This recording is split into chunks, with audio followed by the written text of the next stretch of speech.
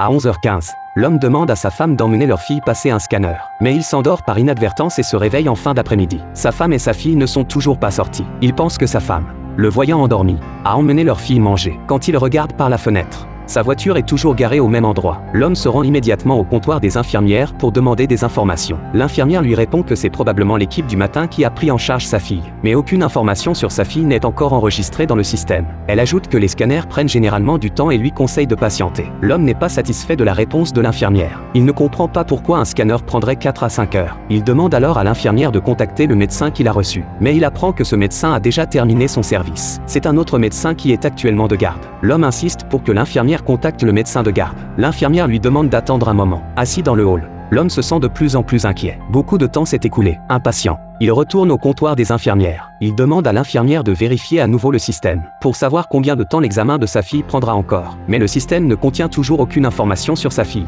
Il commence alors à chercher dans les registres sur le bureau. Il est sûr d'avoir signé, mais le document a disparu. L'infirmière explique que les registres sont remplacés à chaque changement d'équipe. L'équipe en service est censée enregistrer les informations précédentes dans le système. Pourtant, aucune donnée concernant sa fille n'est enregistrée. L'homme n'en croit pas ses oreilles, il a bien enregistré l'admission. C'est le docteur Lam qui les a accueillis. Il a vu sa femme emmener leur fille, qui a le bras cassé. Elles ont pris l'ascenseur pour aller au sous-sol faire l'examen. Il ne comprend pas pourquoi il n'y a aucune trace maintenant. Face à l'attitude désinvolte de l'infirmière, l'homme frappe violemment sur le bureau. Furieux, il exige que l'infirmière appelle immédiatement la salle de scanner pour vérifier s'il y a une femme et une fillette de 6 ans à l'intérieur. Grâce à son insistance, il obtient rapidement une réponse. On lui dit que le dernier patient a été reçu à 9h du matin. Personne n'a passé de scanner depuis. L'homme se demande alors où sa femme et sa fille ont pu aller à 11h15. Une mauvaise intuition commence à le ronger. Il insiste pour avoir des réponses, mais l'infirmière les conduit. Même les jeunes infirmières n'ont aucune information. Profitant d'un moment où d'autres patients partent, il entre de force dans la zone des chambres. Il est déterminé à retrouver sa femme et sa fille. En se fiant à sa mémoire,